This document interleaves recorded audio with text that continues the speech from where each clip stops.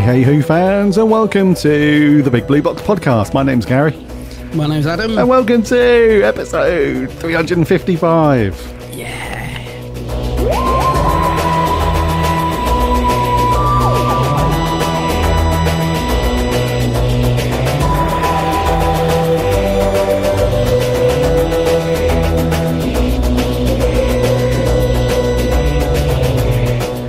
Welcome back to another week, Who fans. Hope you're keeping well and safe.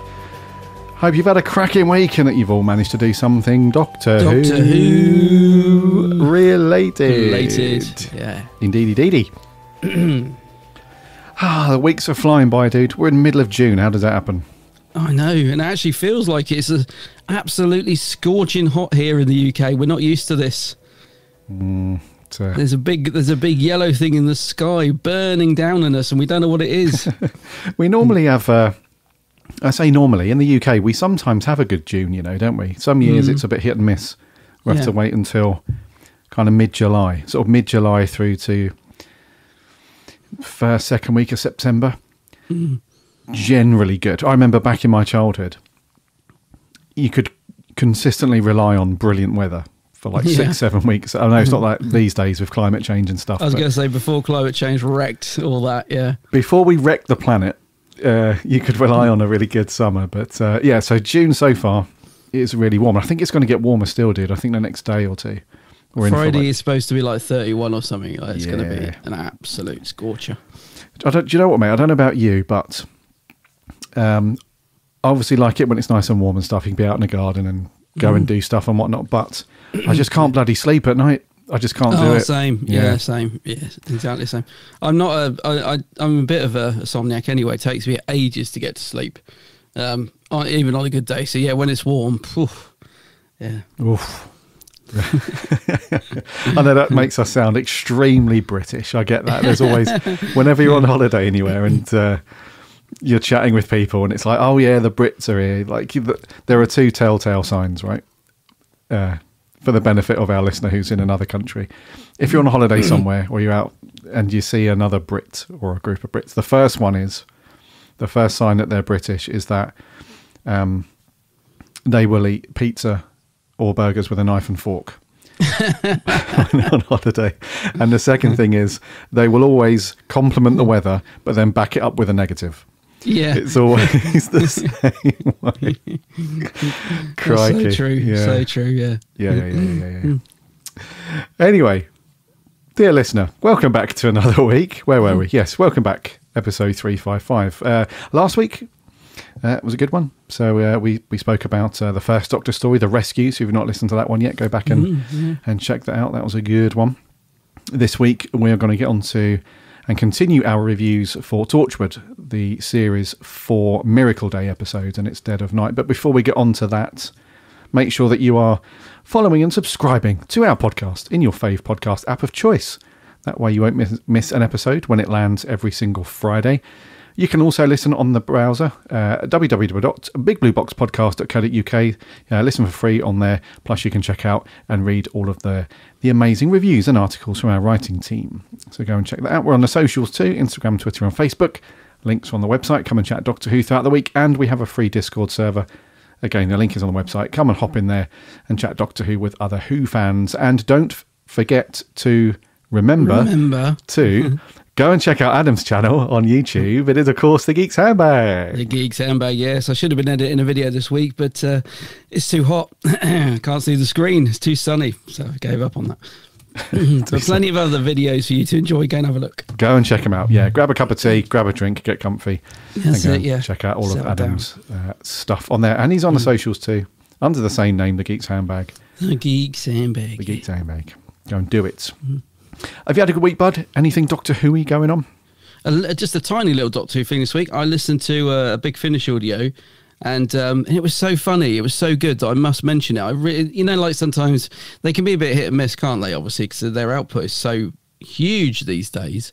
But it was the new 10th Doctor one. So they're doing a little mini series where the 10th Doctor meets a classic Doctor. They're called Out of Time. So he's met the 4th, 5th, and this one was with the 6th Doctor. So this one's called Out of Time Wink. So it's Tennant and Colin Baker together.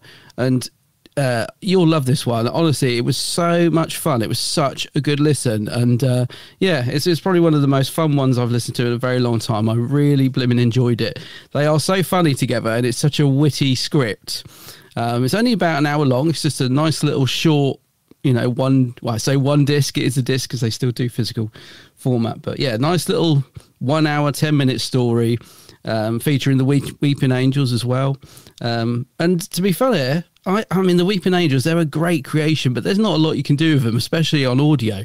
And the writer really manages to make them, uses them really well. She's come up with a nice little concept, which is slightly different.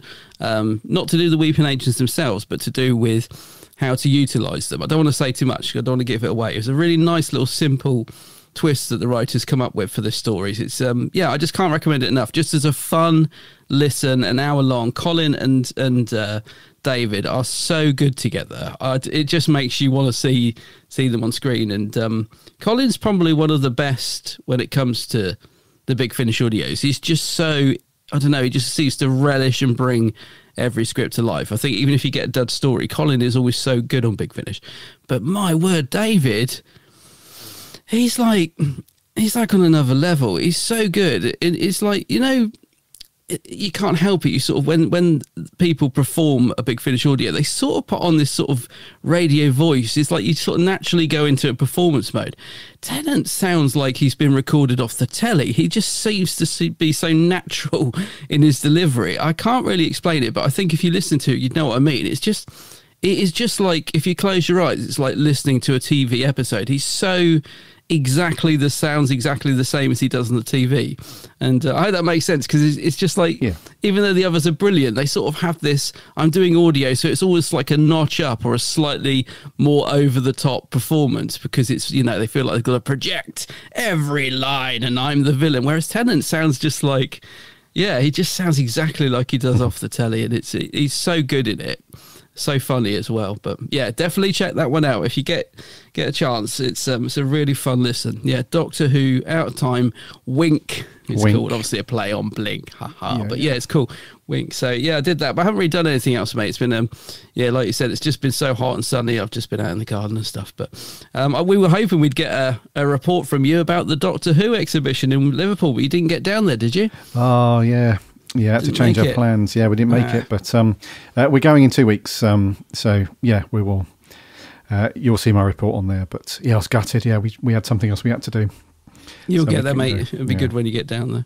You've been not that I want to talk about filming pics, but obviously talking to Tennant, they've been filming down in Bristol this week. It's been like my whole Twitter feed has been full of pictures, filming pictures. Not going to talk about them because I don't want to like give away anything. If you want to see them, you probably know all the stuff that's being sort of talked about on Twitter. But you've been enjoying seeing all that, seeing Tennant on the streets of Bristol, and it's creating a huge buzz. It's like I know it annoys certain people because they feel like after the Chibnall era that was so secretive, Russell seems to just be like, yeah, he sort of is utilising it to create publicity, and I get it. I think if you can get the balance right with not spoiling too much, but, you know, letting people take a few pictures, of Tennant on the street. And yeah, I suppose it's, yeah, I'm just loving it. But yeah, you been enjoying seeing the filming pics? I don't want to say what we know, because it's obviously we got the casting announcement of, what was his name? Really cool actor that Neil Patrick Harris. Yes. Yeah. Which is a really cool announcement. And he's been spotted on the streets filming. So, yeah, it's exciting. Cool. It's very Don't want to cool. talk about who his character might be. I think we all know, but for those that don't want to know. Yeah. Anyone that's listened to this podcast for a while now will know. We're not going to force spoilers down your throat or anything like that. So, yeah. Yes, so, yeah, it's difficult, isn't it, to talk about it without giving away. But I know what you mean, though. But I don't think the filming pics that we've seen so far are too bad. Nothing too heavy, I would say. No, I think because they didn't announce who his character was going to be. I think when they announced him, Russell said he's the greatest villain the Doctor's ever met. Which, by the way, did you see the Sims comment on Russell's Instagram? Mm-hmm. Yeah, John Sim commented underneath saying, the greatest ? And then there's a little bit of bants between those two. It plays into your theory that Sim's back. Yep. It's all coming together, mate. Yeah, I gotta say it's all coming together. But I just love it. I just love the buzz. People just seem to be really excited, and whether you like it or not, Tennant is definitely, for me, I think he brings back the sort of casual general viewer. I think people just love David Tennant, not necessarily just Doctor Who fans. I just think people in general he's a popular guy. So I think even people who are just sort of lost interest or not even Doctor Who fans are like excited, like, oh, David Tennant, is he back as Doctor Who? You know what I mean? It just creates a buzz, and I love it. It's very cool, mate. Yeah. And that's the vibe that we get from, I know that there's a lot of nostalgic play here. Of course there is. Of course. You know, we're not going to, but there is a clear difference though. There's definitely a clear difference between when you have Russell T Davies out there doing interviews and talking to people and so on. He just genuinely does have a very bright outlook and a very cool way of handling these things as showrunner. Versus Chibbers, who for the most part is fairly cool, but you do get the feeling that he's very, whenever he's being interviewed and stuff, it's very much like, and that's it. Whereas Russell's just beaming, you know, you can tell that the childhood Doctor Who fan inside of him is just over the moon to be doing this stuff. So yeah, there is a bit of nostalgic play here with David Tennant coming back and some other characters and stuff like that. Of course, it's going to make people be like, oh wow, this is like the good old days. But taking that aside, it genuinely does feel like the upcoming era of Doctor Who is going to be really exciting and very cool. So that's good. Yes, that's very good. Yes, but yeah, Neil Patrick Harris, that was a surprising one. He's a big name, isn't he? Big name, sir. He is a big name, yeah, which is ironic because I couldn't remember it, but that won't surprise any listeners. But yes, a big name, and created quite a big buzz, didn't it? When he, well, I think Maria said it on the round table. You know, Russell T just seems to have his finger on the pulse of the exact people and names. He seems to just be very with it when it comes to finding the right people. Yeah, defo. Nice. Okay, dude. Yeah. That's literally that casting announcement and the few filming pics and stuff we've seen is pretty much it for Doctor Who news. So we've got nothing else to wax on that stuff. So let's just dive into the review, buddy. What we got? Yeah, so we're back onto Miracle Day, Torchwood, and this is episode 3 called Dead of Night. This woman's husband strangled her. She doesn't die, so he keeps strangling her, and you're telling me that's not murder? We're not even allowed to say attempted murder anymore because murder's impossible. Something happened to all of us, not just me. Miracle Day arrived, and we all came out of it changed. Who told you to set me up?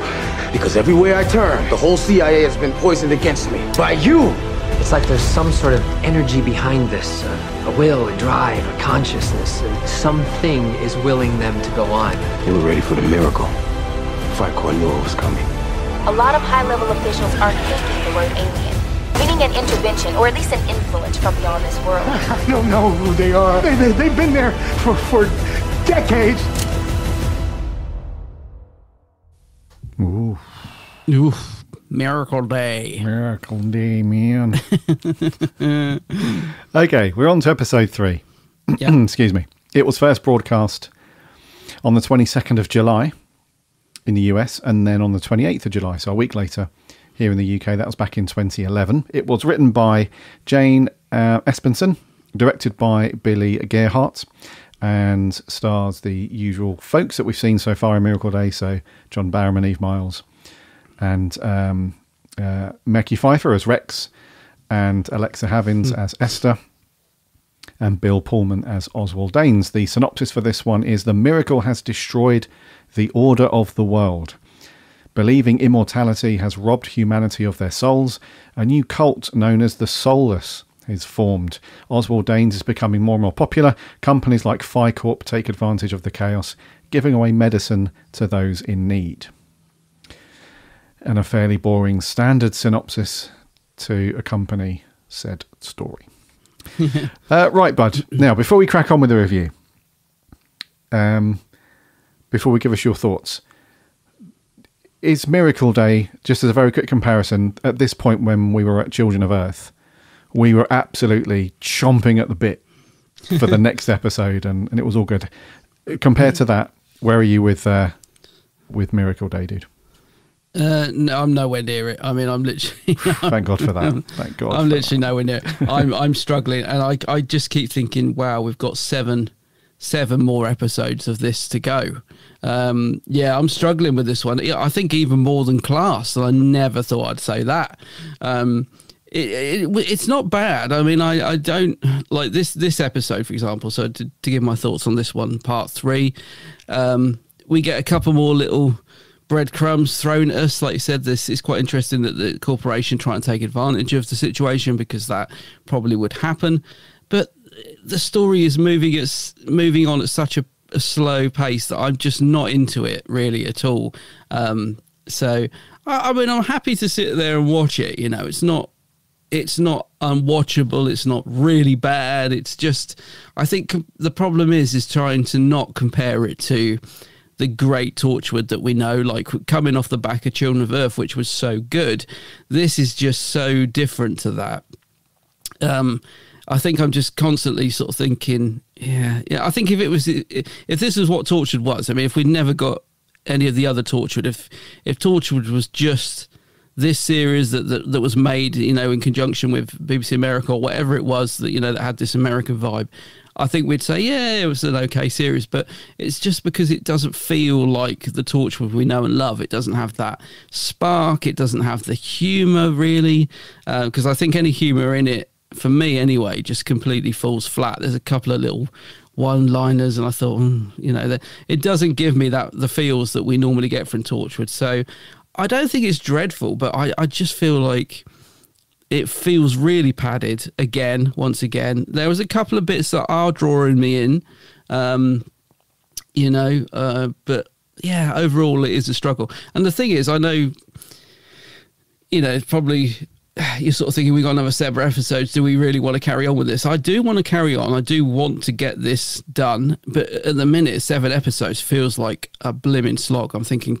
crying out loud, like, how are we going to get through this? But, you know, there is just about enough to keep me going, I reckon. Just about. But I'm certainly not chomping at the bit to get to the next episode. Definitely not. There's just nothing exciting or gripping pulling me through to the next one. I'm just literally like, I switch it off and I'm like, okay, I'm just waiting for something big to sort of happen. And yeah, some of the storylines as well, I just don't understand, like the Dane Oswald storyline. I don't get it. How would a murdering paedophile become a celebrity? Why would people ever support somebody like that?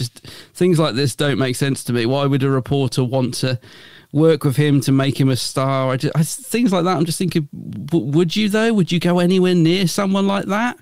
I don't understand it. You know, this sympathy thing for him as well, with people saying, "Did you meet him? Did you touch him?" I'm like, I thought, I don't know. I know there was a lot of nut jobs out there in the world, but even so, I just don't buy into that at all. I don't get it. The only thing that saves it really is Bill Pullman's performance. He's such a good actor that, you know, he does make his screen presence watchable. So that kind of pulls it through. But yeah, there's things like that are just not clicking for me at all.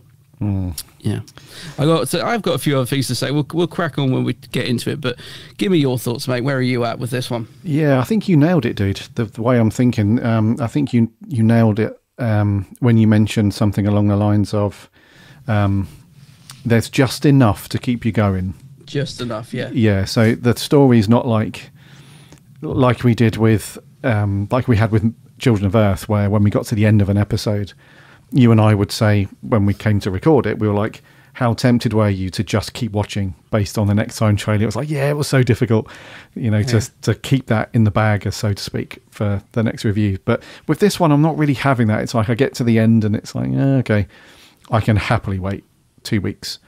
Yeah. You know, I can wait week after next to watch that one. And yeah, so there's just enough. I don't know what it is, actually. I can't even put my finger on it. I think there's just enough to keep you borderline interested to see what's going on. But I think, so yeah, so we're at episode 3 now, and there's 10? Is there 10 in this one? I think so. We've got 7 to go. Yeah, I guess we're at the right sort of bit, I suppose, where we don't know what the miracle is at the moment. We don't know what Oswald Danes' game plan is currently. I mean, he gave us a bit of a red herring, didn't he, on the TV interviews that he's done. He's very sorry, and he's come across as very remorseful and all that stuff, and people are buying into it. But then when Jack bursts in to get some evidence and record what he's saying, his true colours were really shown to the world, and he's a real nasty piece of work, just like we all knew he is, or knew he was in the background anyway. But even now, I'm still not sure on what his motivation is I mean, I'm guessing it's just he just wants to live a famous life, but then underneath all of the personality and TV stuff, he's still carrying on like this, horrible, human being. So this is like his mask, if you like. It masks what his real feelings and what he wants to be doing. So, and Captain Jack and the rest of Torchwood are onto him and stuff, but I'm still not 100% sure on where these people have come from. All of a sudden, he's got like these bodyguards and like these people that he bosses around like some comic book villain and stuff like that. So that I'm not quite sure on. But so yeah, and we had a bit of sauce, a bit of spice in this one as well, didn't we? We're back to we're back to proper adult. It's awful, wasn't it? Yeah. I was just You're not a fan of that. There. No, I wasn't a fan of that at all. So Jack goes straight into a gay bar, and then we get sort of some gratuitous sex scenes between him and some bloke, and Rex and some woman that he's been with. Is this like an old flame or something? I don't know. They're getting it on at the same time, and the two scenes keep intercutting, so it's like a soft porn movie for about 5 minutes. And no, I wasn't into that at all. I was like, yeah. It didn't do anything for me. It just was like.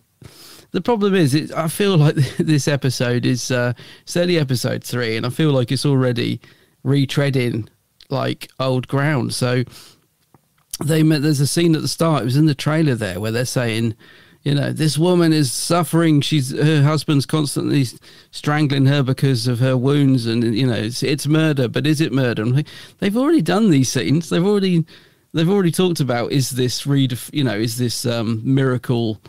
redefining like the world and stuff. I just feel like we're on episode 3 and they're already reenacting scenes, and maybe they're just trying to remind us that there's an effect, of how this miracle day has affected the world. But I think there's more ways they could be showing that than just keep going back to that hospital with people dying and telling us again that people don't die and these wounds aren't healing. It's like we know all this. We're in episode 3. We've already seen the guy laid out on the slab who had his neck cut off and was still alive. We know all this stuff. Like, I don't know. I just felt like if they're already regurgitating little story points, it just feels like padding to me. And the thing is, this episode I thought at the start was going to show us. Because clearly this is our new Torchwood team, right? We got Jack and Gwen, the old team. And then we've got the new guys, Rex and what's her name? Not Sophia, the other one, Esther. Is it? Yeah. Esther. And so I thought this was going to be an episode showing us them coming together. This is the new Torchwood team, and we're going to see them working together. And it starts off a bit like that, but then Rex goes off in a huff, and Jack goes off to a gay bar, and then they're going to split up again, and then we're going to have another episode where they come back together. It just feels like they're sat there, and the writer's thinking, we need to stretch this out a bit, so we'll do that. It's feeling like padding basically already. So yeah. Well, we've said this a few times, Bud, haven't we? About we're only on episode 3. Well, we said sometimes it dips down a bit either side of the mid-series thing. So I would imagine if this wasn't being broadcast in the UK concurrently and it was just a US program, I would imagine that at the end of episode 5 they'd have a break for a month or two. That would be like your mid-season break that they normally do in US TV series, and then there'd be like a kind of sort of mini cliffhanger, leave you on something. But then, as we know, typically either side of those things, it does, well, not every TV series, but typically it sort of dips down a little bit, and you do have a bit of padding and filler going on. And that's exactly what this feels like, Bud. It feels like yeah, we're not really any further ahead still in regards to the main story, but there's like little things that are going on. I think it's more just team building at the moment and building the characters, not so much for Jack and Gwen, because we've had that for years already. We know who they are. Even though Jack's a bit different in this one, which we'll come on to in a second. But yeah, I think it's not so much building and developing story, more so characters together. Yeah. Yeah, and I think that's probably one of the things that's missing for me this series is the characters, isn't it? I mean, I found Rex annoying again this week. I'd started to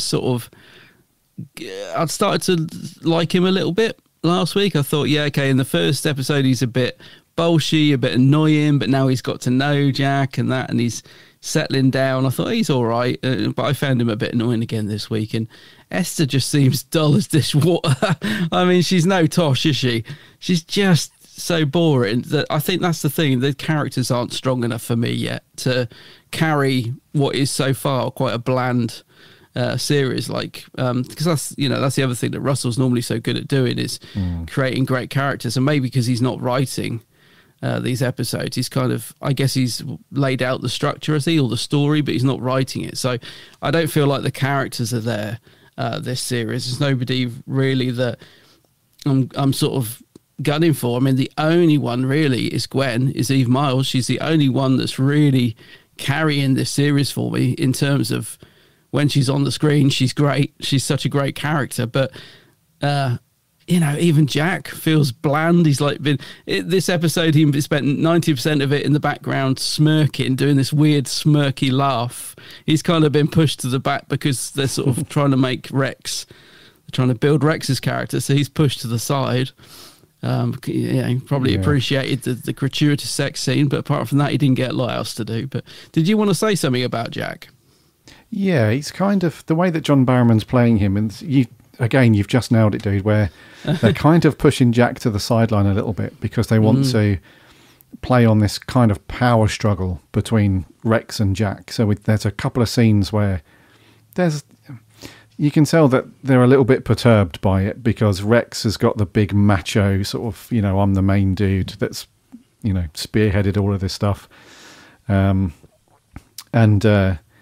you've also got Jack, who's the head of Torchwood, even though Torchwood is no longer a proper thing at this point, I think, in the storyline, in the canon. But it's kind of holding on by a thread, really. So you've got this dude, you've got Jack, and there's a couple of scenes where he's like, I thought I was in charge. Yeah, whatever.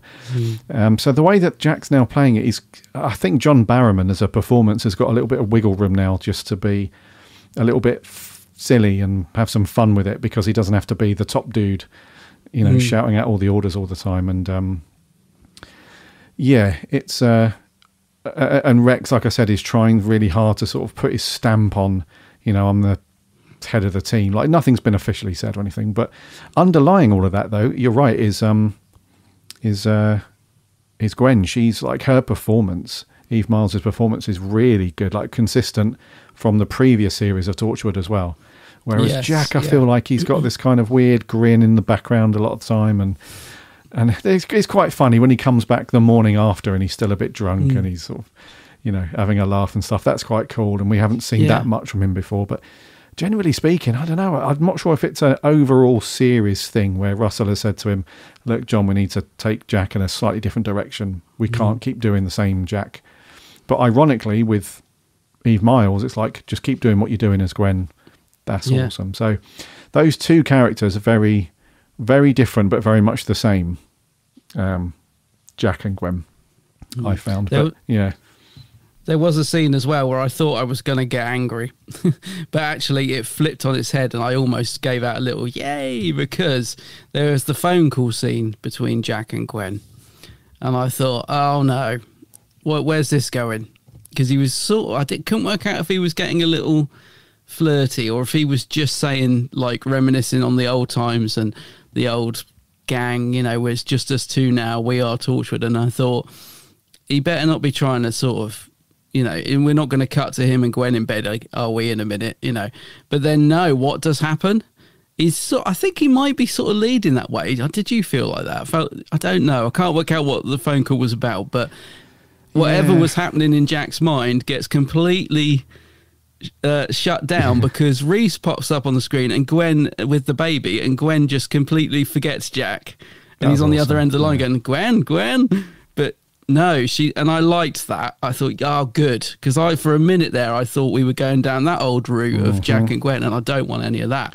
So I liked that bit when Reese popped up and she was all, just like missing them and all that. That's that scene. But what did you think about it? That phone call bit? No, I love that, dude. And I actually thought of you actually when I watched that bit, because you and I have complained so much in the past about Gwen and Jack's flirtatious will they won't they kind of thing going on, and we've always said, Reese is such a good guy and why is she doing this sort of thing. So for that bit,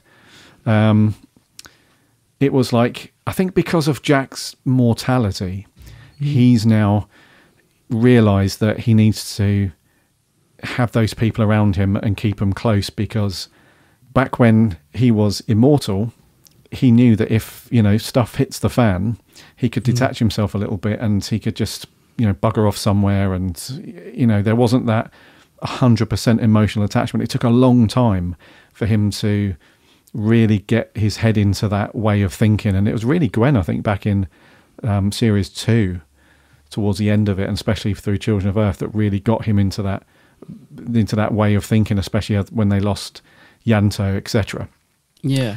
So I think now that he's mortal, he's realizing that actually, I need these people around me. So I think that's why he has like a bit of an emotional sort of thing around him. Plus a few drinks helped and stuff. But that was great when she's on the phone and she just ignores him because hubby's on the phone, and that's the baby. Yeah. And I think if we rewind time, go back to series 1 and some of series 2, she would have just hung up on Reese and she would have just carried on talking to Jack.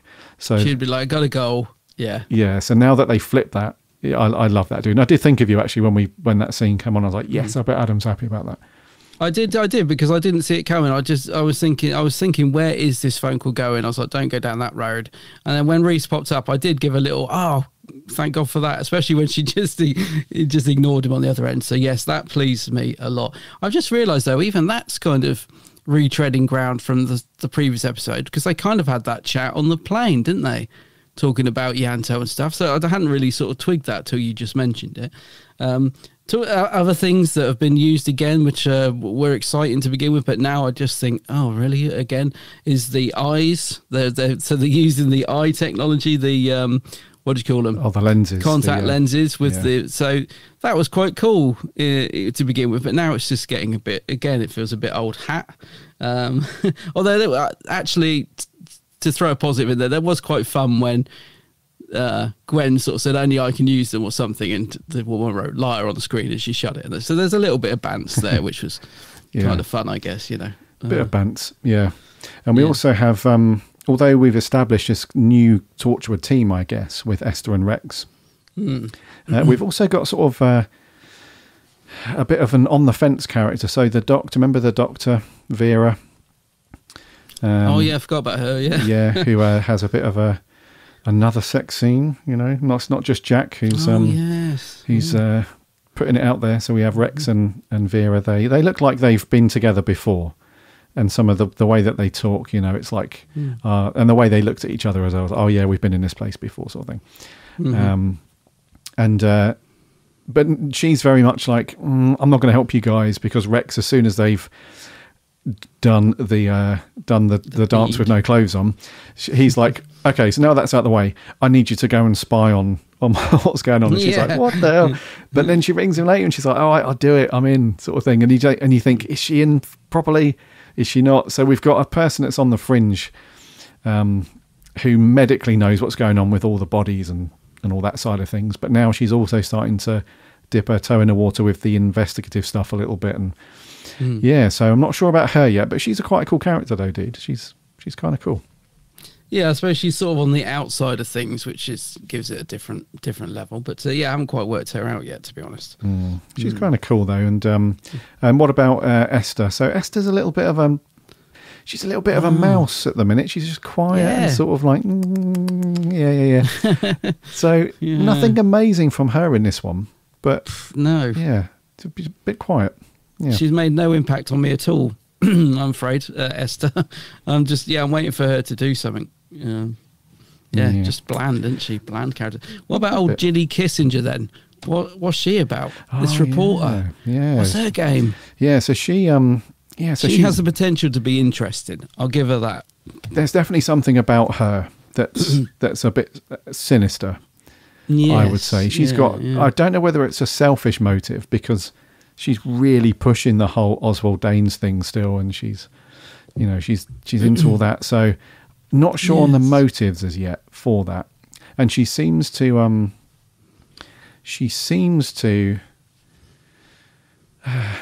have like some sort of connection, a link with this Phi-Corp thing. And we're not sure that's playing out because that's the only bit really in this whole story that was progressed a little bit, and that was when they break into the warehouse and they see just the huge, vast amount of medicine that they're apparently going to give out free, and they come to the realization that actually they knew that this event was coming, so they've been stockpiling all the medicine for so long, and now they've got hundreds of thousands worth of it that they can give away for free. And she seems to know something about that and what's going on. So there's definitely something sinister about her, but we're not quite sure. So that's really the only... When we mentioned earlier about there's something that's kind of keeping you interested, it's those little moments, I guess. Yeah, because that was actually quite a good start, didn't you think? I actually thought the first 10 minutes of this episode, I thought, now that maybe this is starting to get going, because, that's quite interesting that there's this warehouse and they knew about this Miracle Day coming and she seems to know about it. So like you said, that's one of the things that's keeping me going with this. And I did think it was a good start to the episode. It just sort of tailed off pretty quick after that, but... Yeah, so you're right. That's a good little strand, and I think she's quite an interesting character because she's playing it sort of slightly comedic. She's quite a fun character, but there's also this sinister side to her. So she feels a little bit more rounded than say Esther, who, like you said, just seems like a little dormouse that hasn't done anything yet. So I'm slightly more intrigued by Ginny Kissinger. Yes. Yeah, she feels like a character. Like when I was saying it's missing characters earlier, she actually feels like she's got potential to be a good character. Yes. Yeah, she does. Yeah. And then we have another little performance, a little appearance from Brian Friedkin, the head of the CIA, played by Wayne Knight. Rex breaks in and interrogates him a little bit and kind of gives us a little link that there's another organization somewhere that knows about this and is kind of pulling the strings a little bit. So he hands Rex this mobile phone. It's like the only way that he can be in contact with this other person or organization, or it's probably an alien thing somewhere. And because they try to call it later on in the episode, don't they? And they just get shut down and stuff. So that was kind of cool. That was another one of those little, that's probably interesting what's going on there. And then we just went back to like filler stuff, but that was pretty cool. I am wondering, actually, you've just reminded me saying that. That was the other thought I had, was I was like, when I'm trying to sort of put my finger on why this series isn't quite working for me, I wonder if it's because it's missing that alien threat. Like with Torchwood, we're used to there being some sort of, more of a sci-fi element, aren't we? And there's no big sort of threat in this at the minute. We've got a concept, which is a great concept, that nobody can die apart from Jack.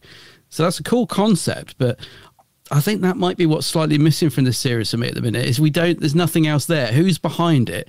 Where's the big villain? Where's, Oswald Dane? Yeah, okay. Side story, don't know what's going on there, but there's no sort of threat or big alien or anything sort of behind all this yet. And I feel that's when we're saying it's not progressing quick enough, I think we need a little bit more of like, why this is happening or who's behind it, because at the minute it just feels a bit hollow.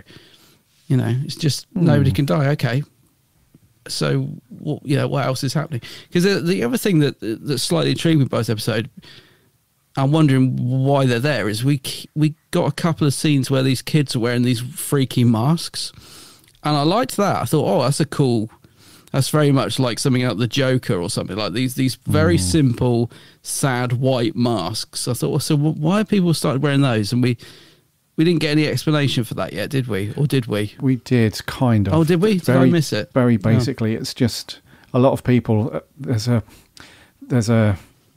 a group of people that have started this cult called the Soulless, who think that because of what's happening with Miracle Day, it's not just a physical thing where their bodies can't die, but they feel like their souls have been taken. So I like the imagery of that. I really like this mask, a nice simple design. So that's pretty freaky, and I'm hoping that leads somewhere. I think, yeah, so we definitely find out more about those guys later on. But yeah, visually, they look very cool, those masks. Checking notes. Anything else to say on this one? I haven't really got much else to say, to be honest with you. Nothing else really happens, mate, again. Does it? Yeah. No, more screechy music from Murray. Every time I hear the music in this, I'm just bewildered. It's Murray. It doesn't sound like him at all, and I don't like it. He's definitely taken all the guitar screeching when they're going down there. I know what he's going for, but I don't like it. Yeah, I was going to say the same thing, dude. You can see why. I can just see him in the studio rocking out of a guitar, like really letting go, but I don't like the music in this one. I think, do you know what it is, dude? Like all of us, you know, when you're working on the same thing for a long, long time, and then all of a sudden you get the opportunity to do something different, it's like, yes, right, I'm gonna try something really new and give it a go. But yeah, it's all right. But do you know what? I think the thing that I've always found with Murray Gold's music with Torchwood is that it doesn't have the same personality and character as the music that he did for Doctor Who. Now, maybe that's completely on purpose. I don't know. Maybe Russell has said to him, or somebody in production has just said, we don't want big bombastic stuff. We don't want things that we just basically want more incidental, more atmospheric rather than your usual flair, you know, Doctor Who, which is a bit of a shame really, because one of the cool things that any good score, you'll know what I'm talking about, bud, any good score and soundtrack does is that it anchors a theme to a character. Those motifs that repeat, you know, subtly as you go through an episode and a series, you know, that's what really makes the music add to the connection that you have with the show. So it's a wee bit of a shame in a way, but you can see what he's trying to do, I think. Yeah, I guess so, yeah. So I've literally got nothing else on my notes. Did you got one more thing, have you?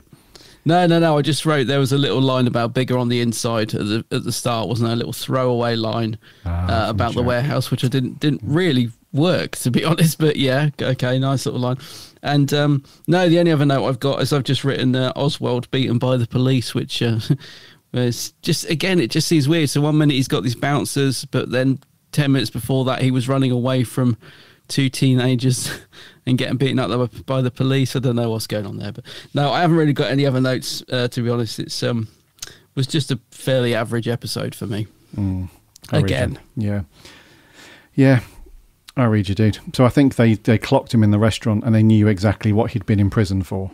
And so, you know, they're not happy with him now making a celebrity lifestyle of himself. And then the police can't, well, I guess they could, but, you know, the police can't actively and openly be seen to do that. So they just take him off somewhere and give him a couple of slaps. And a good old slap. Give him a good hiding, yeah. So, but yeah, we've normally got more to talk about, but yeah, I've literally got nothing else, but okay. No, I've got nothing else. I just want to say that I really hope with episode 4, like we've had 3 episodes now that have kind of set up the story and the cast very slowly.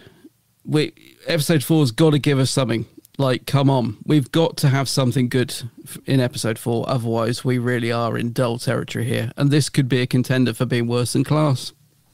Yeah, oh and I didn't think it would be, but yeah, I'm hoping for better things in episode 4, or at least something new thrown into the mix. I feel like we're just treading water at this point with this series. Yeah. No, I agree, bud. I agree. All right, then, scores, dude. It's me to go first. I'm going to go in with a 5.5 for me. Yeah. Middle of the road, but just an extra point because there's a couple of little nuggets that keep you at least a little bit interested. I'm bang on the money with you there. 5.5 from me as well. Yeah. Nice. Okay, well, we match again. We always seem to... We're always very close, dude. I think there's only a handful of stories since we've done this podcast where we're wildly different. But I think, there was one, wasn't there, where we were I think there's only one or two stories where it's been massively different scores, but generally we're on the same page. So okay, we didn't have anything on Facebook from our listeners, but we did have a few tweets come over. So Chippy T says an adult episode and the worse for it, a world-changing event, and Jack has a night out. Interestingly, Rex and Esther are framed by the CIA and go on the run. Gwen uses the excellent lenses. The Dane's story is confusing, with FiCorp using him as promotion. Not bad, but not good. A 5 out of 10. Mm-hmm. Nice summary there, Chippy.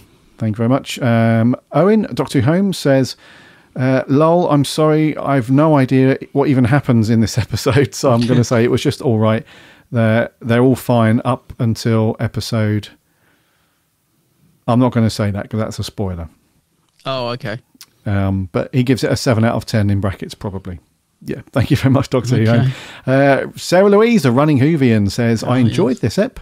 An interesting plot. Gwen proves to be as badass as ever. Yeah. Jack's night out was convincing, but provided insight into his fear of being alone as Gwen gets on with her new family life.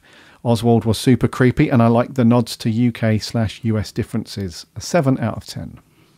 I forgot to say it, but I'm sure you laugh when Jack goes into the club and he pulls immediately. I mean, what aftershave is Captain Jack wearing? Because I could do with some of that. He just has to go to the bar and everybody falls in love with him. It's unbelievable. Must be that coat. It's got to be that coat. It's that coat, dude. Yeah, got to be the coat. Yep.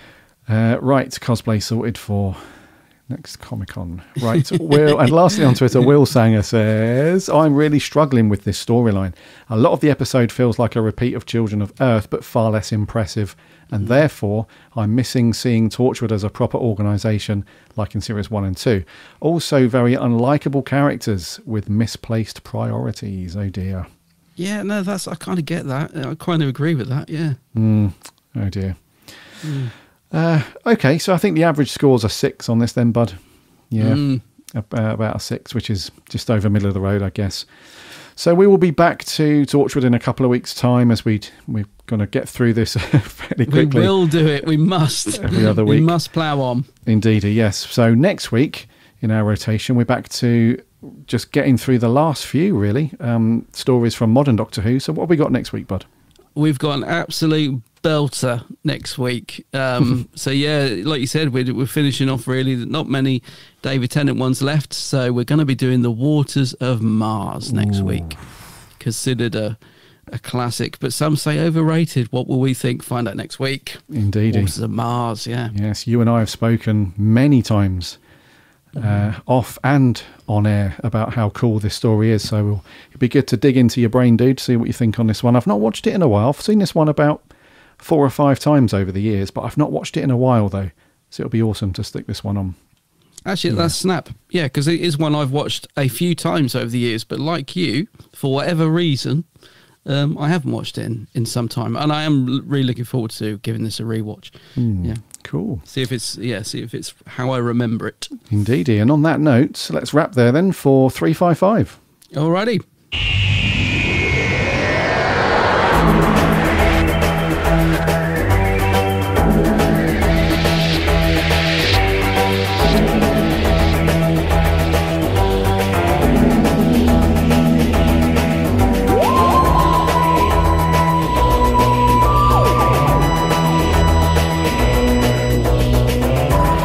Drumming out on the table there. Don't know if the mic picked that up, but yeah, drumming away. But thank you very much for coming back and listening to another episode. That was 355. It's great to have you here listening to us waffle, as always. And thank you so much to our very kind folks over on Twitter who sent in your reviews for this week's review, which was Torchwood, Miracle Day, Dead of Night, which we both offered up a 5.5 each. Next week, as Adam said, we're back to Modern Who and The Waters of Mars. So get your DVDs, your Blu-rays, however many times you've bought them all, get them all out, get it stuck on, well, I think it's on iPlayer still, Doctor Who, I think it's on iPlayer still, so however you watch it, get it watched, because we'll be asking for your thoughts and reviews as always. In the meantime, Make sure you follow and subscribe to the podcast on your fave podcast app. We put a new episode out every Friday. And if you've got a minute to give us a like or a review, that would be amazing because that helps us out loads. You can do that on something like Apple Podcasts or Stitcher, podchaser.com, any of those things. That would be amazing. And we really appreciate those folks who have left reviews so far. That's very cool. Listen on the website as well, bigblueboxpodcast.co.uk, all on there for free, plus all the reviews and articles. And we're on the socials too, Instagram, Twitter and Facebook, with a free Discord server to boot. So go and check that out and chat Doctor Who with other Who fans. Also check out Adam's channel, The Geek's Handbag, over on YouTube. Go and do it. Yes, The Geek's Handbag. Also on all the socials, of course. Instagram, Facebook and Twitter. Okay, then until next week, my name's Gary. My name's Adam. And remember...